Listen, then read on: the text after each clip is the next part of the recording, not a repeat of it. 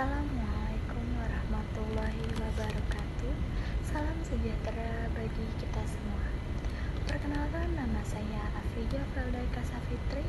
Saya selaku mahasiswi dari Universitas Buana Perjuangan Karawang, Fakultas Ekonomi dan Bisnis, jurusan akuntansi. Di sini saya akan menyampaikan laporan pekerjaan praktik dengan judul Laporan Pengeluaran dan Pemasukan Kas pada Lembaga Penyalur Tenaga Kerja PT Aman Karya Kencana Karawang.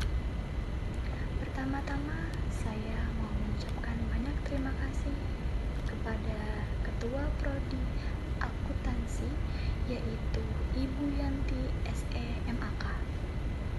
Yang kedua, saya mengucapkan banyak terima kasih kepada dosen pembimbing saya yang telah sabar dalam membimbing dan mengarahkan saya dalam menyelesaikan laporan kerja praktik saya, yaitu Bapak Rifan Wibowo SE MAK. Yang ketiga, saya hormati dosen penguji laporan kerja praktik ini, yaitu Bapak Ade Krisyanto SE MAK. Di sini saya akan membahas 5 poin, yaitu yang pertama adalah pendahuluan, yang kedua gambaran umum instansi, yang ketiga tinjauan pustaka, yang keempat pelaksanaan kerja praktik, yang kelima kesimpulan dan saran. Saya akan membahas pembahasan yang pertama, yaitu adalah pendahuluan. Pendahuluan latar belakang dari laporan kerja praktik saya pada PT Aman Karya Kencana. Lembaga pelatihan kerja adalah salah satu bentuk satuan pendidikan non-formal yang diselenggarakan bagi masyarakat yang memerlukan bekal pengetahuan, keterampilan, kecakapan hidup, dan sikap untuk mengembangkan diri, mengembangkan potensi, mengembangkan profesi, bekerja, usaha mandiri, dan untuk melanjutkan pendidikan ke jenjang yang lebih tinggi. Pada umumnya, LPK bergerak dalam perusahaan jasa. Perusahaan jasa yang merupakan perusahaan yang kegiatan utamanya melakukan penjualan dan penawaran dalam bentuk pelayanan atau jasa. Idealnya, perusahaan jasa memiliki proses akuntansi yang lebih sederhana dibanding dengan jenis perusahaan lainnya. Pencatatan laporan pengeluaran dan pemasukan kas berhubungan dengan manfaat teknologi informasi oleh suatu entitas. Pencatatan pemasukan dan pengeluaran kas mempunyai kemampuan untuk menangani proses bisnis yang rumit dan banyak dengan waktu yang lebih efisien. Tujuannya yaitu memberikan gambaran umum tentang pencatatan laporan pemasukan dan pengeluaran kas, mengenai hambatan yang terjadi pada pengendalian internal Lembaga Penyalur Tenaga Kerja PT Aman Karya Kencana, serta mendapatkan data-data yang dapat diangkat menjadi masalah untuk disusun dalam proposal tugas akhir, sehingga memberikan upaya kepada LPK Aman Karya Kencana dalam mengatasi hambatan yang terjadi dalam pengendalian internal dan laporan keuangan. Selanjutnya ada manfaat dari kegiatan kerja praktik bagi mahasiswa, yaitu yang pertama, mahasiswa dapat memperoleh keterampilan bekerja didukung dengan kemampuan mahasiswa untuk lebih berkreasi dan berinovasi pada bidang keilmuan yang didapat dari Universitas Buana Perjuangan Karawang secara formal. Yang kedua, yaitu mahasiswa dapat mengetahui mekanisme kerja pada Lembaga Penyalur Tenaga Kerja PT Aman Karya Kencana. Lalu untuk bagi lembaga LPK-nya tersebut, yang pertama adalah dapat melaksanakan salah satu bentuk tanggung jawab sosial kepada masyarakat. Yang kedua, adanya kerjasama antara dunia pendidikan dengan instansi. Selanjutnya, bagi universitas, yaitu universitas yang pertama adalah Universitas Buana Perjuangan Karawang akan dapat meningkatkan kualitas kelulusan melalui pengalaman kerja praktik. Yang kedua, meningkatkan relasi kurikulum berbagi program pendidikan di Fakultas Bisnis dan Ilmu Sosial dengan dunia kerja. Baik, selanjutnya ada waktu dan prosedur pelaksanaan kerja praktik. Untuk penempatan lembaga penyalur tenaga kerja PT Aman Karya Kencana itu terdapat di Dusun Sukamanah, Desa Teluk Jambe Timur, Kabupaten Karawang, Jawa Barat. Untuk pelaksanaan waktu kerja praktiknya itu selama 4 bulan, mulai dari 15 Maret 2021 sampai 15 Juni 2021. Di sini ada tabel uraian kegiatan. Untuk bulan pertama itu ada kepustakaan, yang bulan kedua ada observasi, bulan ketiga pelaksanaan kerja praktik, dan bulan keempat pembuatan laporan kerja praktik. Baik, selanjutnya ada sejarah dari instansi LPK itu sendiri, yaitu Aman Karya Kencana berdiri pada tahun 2005 dan masih menjadi CV. Kemudian pada tahun 2012 berkembang menjadi PT Aman Karya Kencana. Perusahaan tersebut merupakan yayasan yang menyalurkan tenaga kerja keamanan atau security dan menyalur tenaga kerja kebersihan atau cleaning service. Perusahaan pertama yang bermitra dengan AKK adalah PT Toju Silika Indonesia. Hingga akhirnya AKK mendapat kepercayaan dari setiap perusahaan dan bekerja sama dengan perusahaan kurang lebih 10 perusahaan di kawasan industri Mitra Karawang. Pada tahun 2012 berkembang menjadi lembaga pelatihan kerja atau LPK. Pelatihan kerja adalah kegiatan untuk memberikan, memperoleh, meningkatkan serta mengembangkan kompetensi kerja, produktivitas, disiplin, sikap, dan etos kerja. Di sini ada logo Aman Karya Kencana, terdiri dari bentuk burung elang yang artinya semangat pantang menyerah dan menjunjung tinggi ketangguhan serta membangun tingkat potensi diri untuk masyarakat, dan terdapat lambang nama jelas LPK tersebut, yaitu Aman Karya Kencana dengan singkatan AKK. Baik, selanjutnya itu ada visi dan misi perusahaan. Visi perusahaan LPK Aman Karya Kencana yaitu menjadi lembaga pelatihan yang berkualitas di Karawang dan mewujudkan sumber daya yang unggul, berkompeten, dan berdaya saing tinggi. Visi dari perusahaan LPK Aman Karya Kencana yang pertama yaitu ikut serta dalam mempersiapkan tenaga kerja yang kompetensi sesuai dengan kebutuhan industri di Karawang. Yang kedua, ikut berperan serta dalam mendekati dunia pendidikan dengan dunia usaha dan dunia industri. Yang ketiga, menyediakan tenaga pemagangan sesuai dengan kriteria yang dibutuhkan dunia industri, termasuk dalam pengelolaan sehingga dapat menghasilkan nilai yang positif bagi industri maupun peserta magang itu sendiri. Selanjutnya, untuk struktur organisasi yang terdapat di LPK Aman Karya Kencana, yaitu direktur utamanya adalah Pak Ali Munawar, direktur operasionalnya ada Pak Irfan Irawan, direktur administrasi terdapat Pak Teguh Widakdo, lalu ada marketing dan personalianya itu Pak Irfan Kurniawan, lalu ada humasnya ada Aprildo AGF. Selanjutnya ada administrasi yaitu Pak Bahroni, pengembang usaha Pak Teguh Widakdo, mutu dan dokumentasi Pak Teguh Widakdo. Selanjutnya ada tinjauan pustaka. Di tinjauan pustaka itu terdapat 3 poin. Yang pertama ada pencatatan, arus kas, dan laporan arus kas. Yang pertama yaitu adalah pencatatan.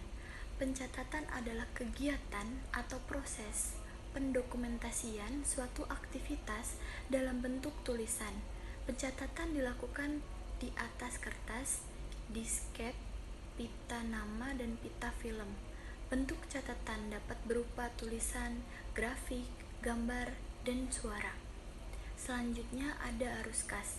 Arus kas atau cash flow Arus kas atau cash flow adalah sebuah perincian yang menunjukkan jumlah pemasukan dan pengeluaran dalam suatu periode tertentu. Arus kas dalam keuangan bisnis dan memiliki sedikit perbedaan. Selanjutnya ada laporan arus kas.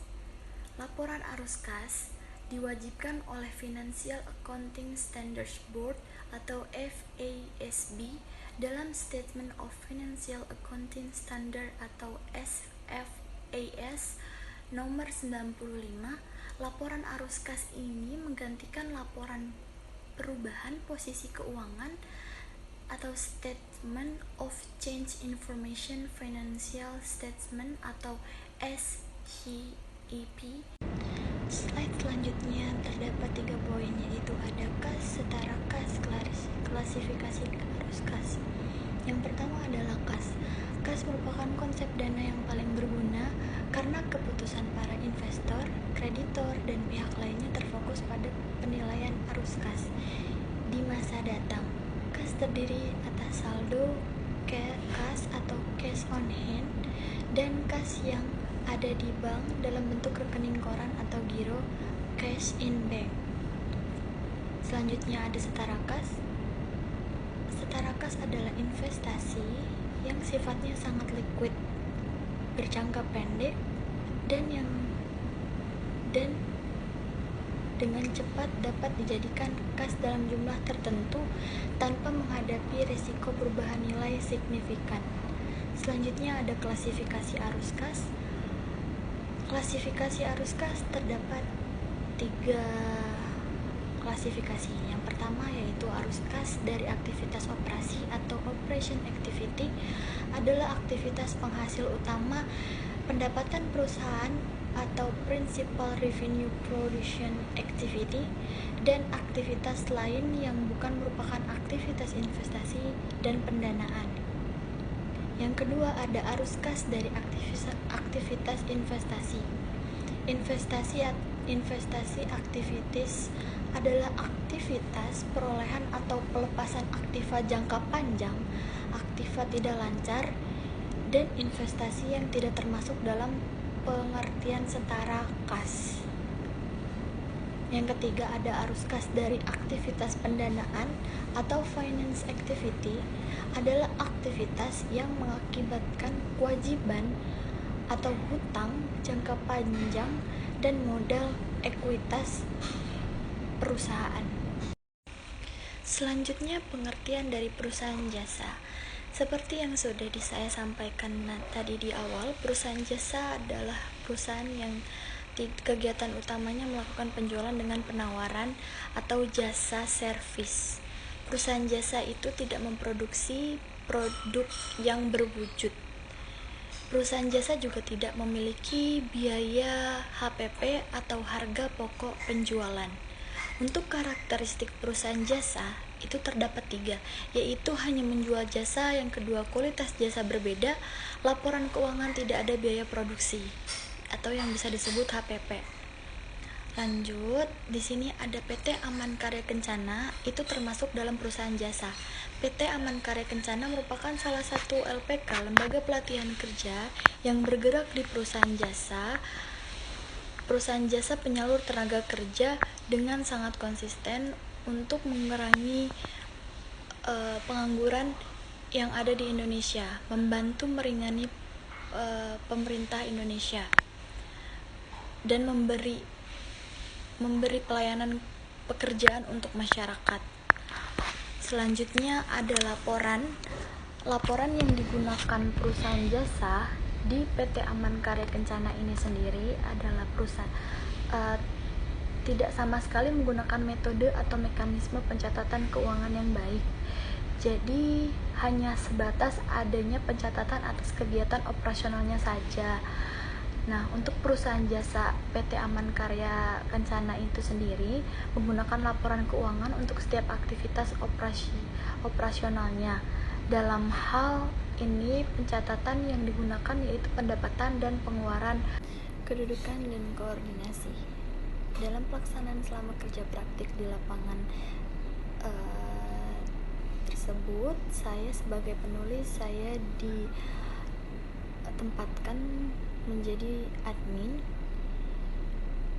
di perusahaan jasa PT Aman Karya Kencana dan dapat menyelesaikan kerja praktik saya sebagai salah satu syarat mata kuliah di Universitas Bina Perjuangan.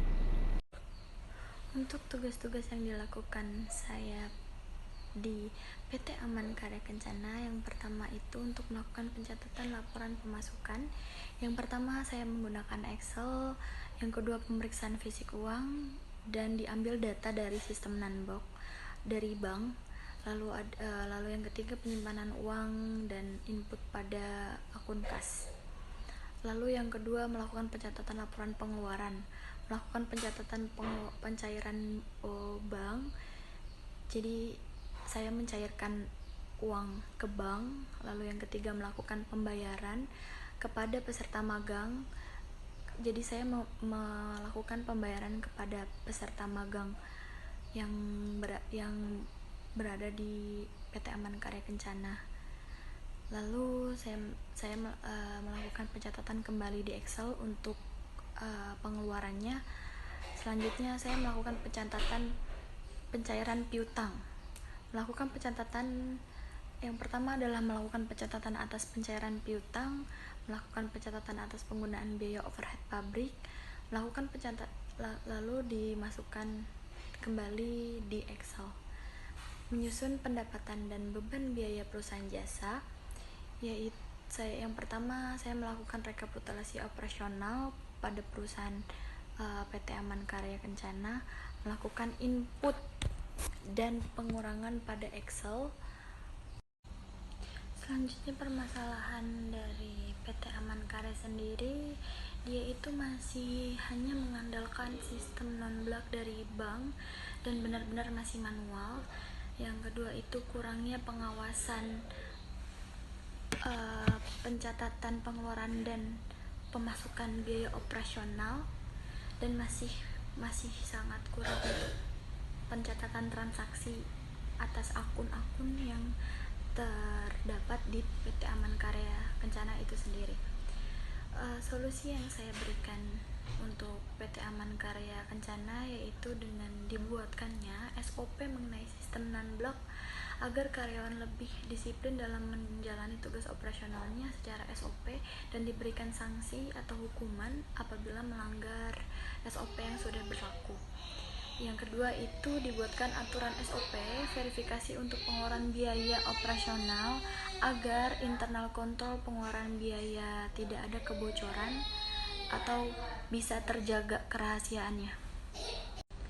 Selanjutnya di sini saya paparkan laporan mutasi harian penerimaan dan pengeluaran kas di PT Aman Karya Kencana. Ini saya buat berdasarkan transaksi yang terdapat di PT Aman Karya Kencana itu sendiri. Di sini itu transaksi mutasi harian penerimaan kas dan pengeluaran kas pada periode 25 Maret sampai 29 Juni. Di sini penerimaan kasnya itu sebesar 22.453.933 pada 25 Maret 2021. Lalu ada transaksi pada tanggal 25 Maret 2021 penerimaan kas kembali senilai Rp62.741.130.000. Lalu di tanggal 29 Maret ada biaya operasional ditaruh di kredit karena dikeluarkan untuk pengeluaran biaya operasional yaitu senilai Rp5 juta. Lalu 29 Maret 2021 ada transaksi biaya overhead pabrik yang dikeluarkan dari PT Aman Karya Kencana, jadi dimasukkan ke kolom kredit sebesar Rp77.123.456. Selanjutnya ada di tanggal 29 Maret 2021 transaksi untuk pembayaran PPh 23 yaitu sebesar Rp100.274. Untuk bulan selanjutnya masih sama penempatan tanggalnya karena operasional di sana itu transaksinya mulai dari 25 Maret sampai 29 Juni, hanya saja dibedakan nominalnya. Selanjutnya laporan arus kas di PT Aman Karya Kencana periode Maret sampai Juni. Arus kas yang berasal dari kegiatan operasional, kas diterima dari customer sebesar 644.223.282 rupiah, dikurangi beban biaya overhead pabrik yaitu sebesar 595.456.257 rupiah.